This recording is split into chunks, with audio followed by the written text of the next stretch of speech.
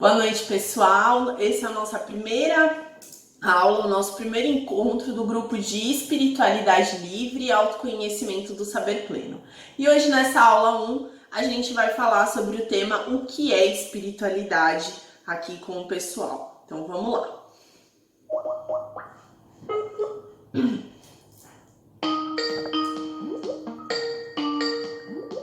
Então, eu só vou dar uma introdução para a gente começar o debate, tá? Eu compartilhei com vocês 3 textos, tá? Sobre espiritualidade, falando do nosso tema, o que é espiritualidade.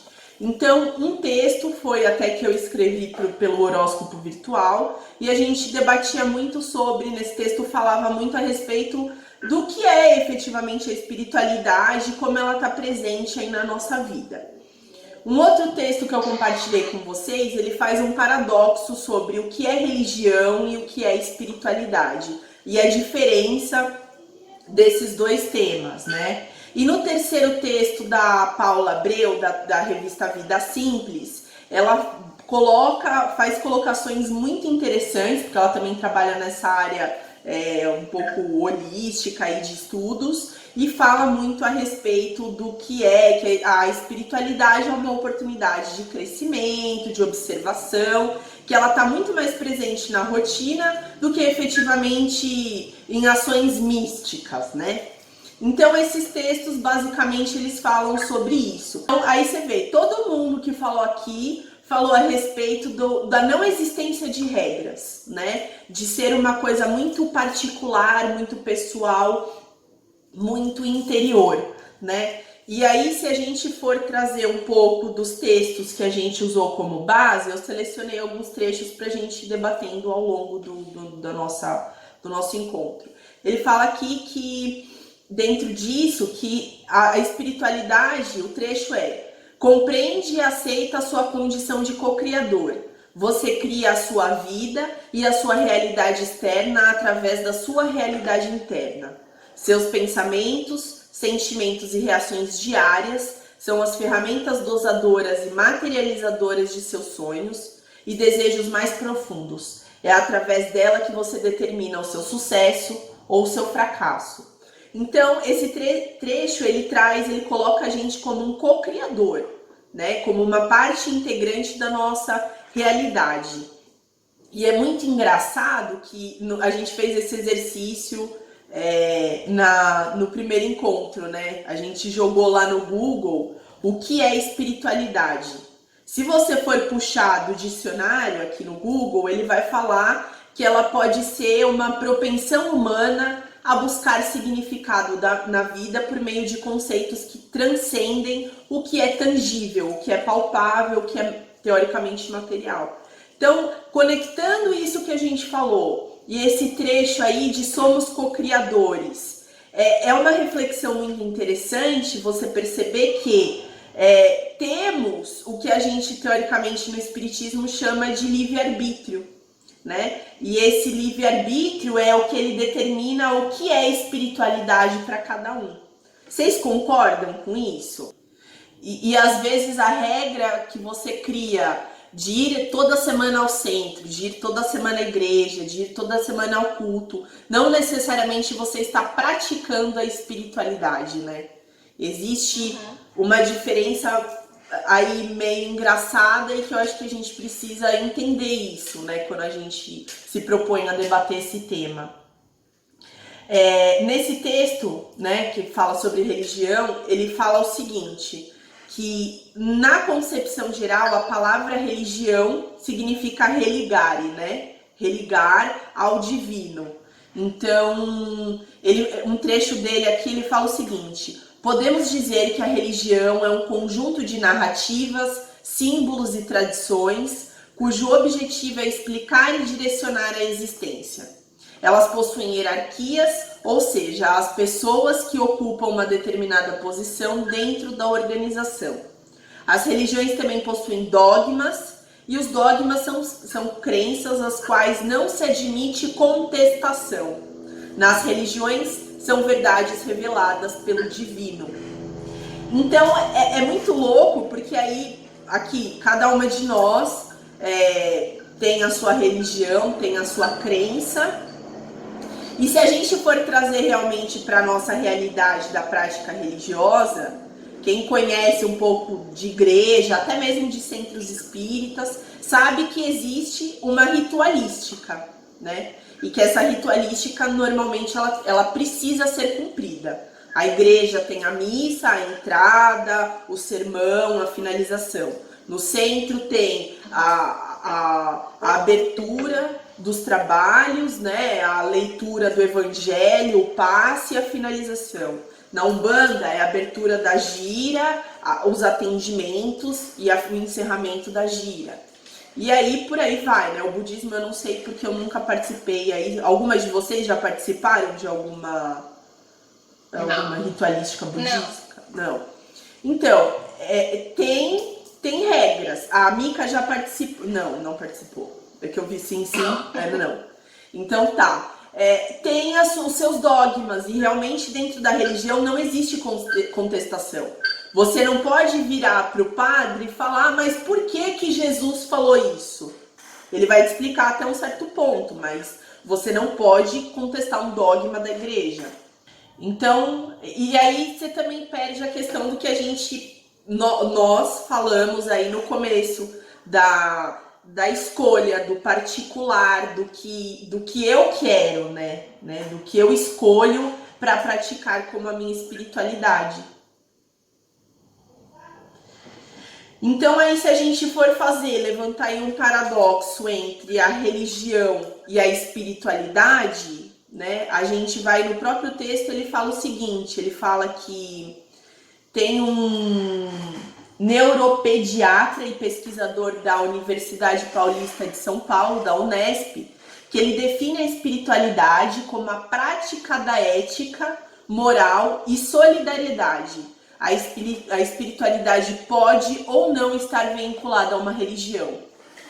Então, sim, eu posso praticar a minha espiritualidade dentro da minha religião, né, da ritualística do meu centro, da minha igreja, do meu culto, da minha meditação, mas eu também posso, e aí eu acho que eu particularmente, Giovana, considero como principal, praticar a espiritualidade no meu dia a dia, no meu trabalho, nos meus rituais pessoais, né, no meu altar, ou numa leitura de um livro, como a Monique disse anteriormente, no contato com um amigo, dos registros, né, que a gente fez.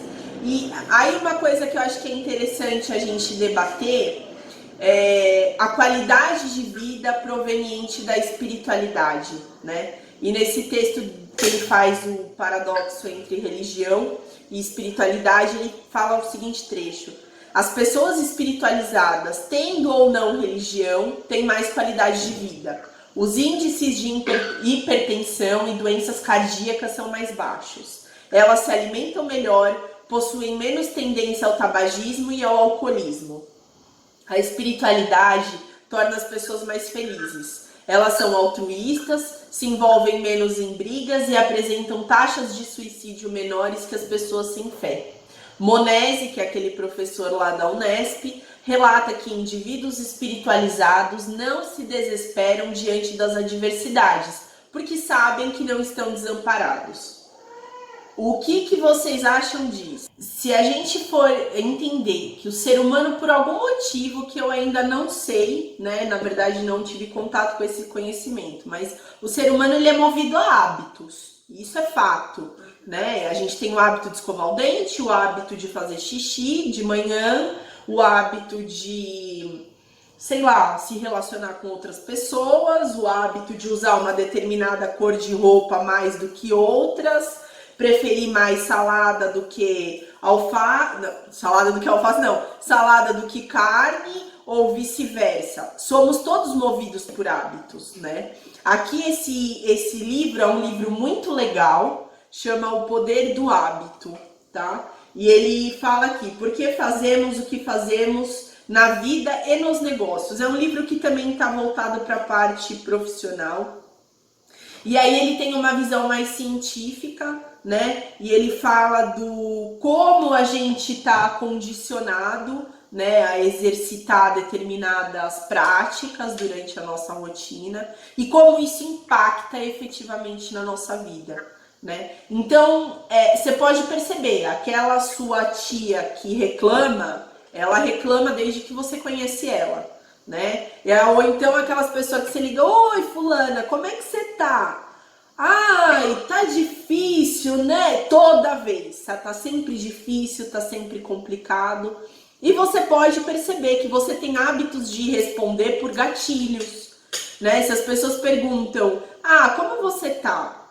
Mesmo que você tenha o hábito de responder positivamente, mesmo que você não esteja bem, eu sou um pouco assim. As pessoas falam, Gi, e aí, como é que você tá? Se eu tô muito bem, eu falo, tá tudo ótimo, graças a Deus, como é que você tá? Ou se eu não tô muito bem, eu falo, tá tudo bem, né? As coisas estão caminhando, né? E isso foi um hábito que eu consegui mudar através de um processo de PNL. Porque ela começou a me mostrar PNL, eu não sei se todos conhecem, mas é programação neurolinguística. É uma área, não sei se é considerada uma ciência, mas é uma área de estudo que observa, né, e analisa a questão dos comportamentos e das respostas aí, como o coaching, eles trabalham meio que juntos nessa questão comportamental. E aí ela falava muito isso pra mim também no processo de emagrecimento. Sempre quando ela falava pra mim assim, o que sentimento que traz na sua cabeça quando você fala a palavra dieta? Dieta é horrível, é restritivo, é ruim, né? Porque todo mundo socialmente já tem uma conotação, hoje eu acho que está mudando um pouco, mas tem uma conotação negativa da palavra dieta. Ou suada, né? Que você vai sofrer e não sei o quê. Então, é tudo a questão da interpretação. E tudo se torna um hábito. Então, se você tem o hábito de responder sempre, tá complicado, o Brasil tá uma coisa, olha, porque o Lula, porque o PT, porque o Alckmin, essa pessoa sempre fala da mesma coisa, da mesma coisa, da mesma coisa. E se realmente a gente tem hábitos, por exemplo, eu sou uma pessoa que eu sei que às vezes eu chego até a ser chata, porque tudo pra mim envolve algum contexto de espiritualidade. Mas por quê? Porque esse é o meu hábito, eu enxergo as coisas por esse viés. Então, cada um tem os seus hábitos. Agora, se eu for optar por um hábito positivo ou negativo, escolhe positivo, né? Tenta uma coisa que te deixe feliz, né? Então esse processo ele faz parte aí, né, da gratidão, do entendimento, né, agradecer, enxergar, é o que a Annalice falou lá, você ter bons olhos para enxergar as coisas boas que você tem. Certo? E essa é a parte mais difícil. Porque no meio do desespero, ou da raiva, ou de um problema, de uma tristeza, como você vai enxergar? É difícil, mas...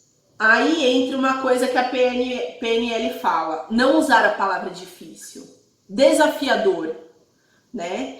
É difícil? É difícil, mas a palavra difícil já transmite para sua cabeça uma conotação, é impossível, é muito difícil, eu vou sofrer muito com isso. Quando eu uso desafiador, eu posso transpassar isso, eu posso vencer, né? E todos nós aqui, e também fora daqui, outras pessoas que a gente conhece, todos nós temos a capacidade de vencer isso, né? Então, por que não vencer? Ou pelo menos se predispor, por exemplo, isso que a gente está fazendo hoje aqui. A gente está se predispondo, através de uma prática quinzenal de encontros, vencer dificuldades, né? Ampliar horizontes, dividir opinião. Não é só esse encontro com o propósito de estudar. Na verdade, o estudo é uma desculpa para que a gente consiga se aprimorar, né? E compartilhar aí esses conhecimentos, esses pontos de vista. Bom, pessoal, essa foi a nossa primeira aula, nosso primeiro encontro do grupo de autoconhecimento e espiritualidade livre. Eu espero que vocês tenham gostado e dia 14 estaremos de volta aí com o nosso próximo tema, tá bom? Um beijo, tchau, tchau!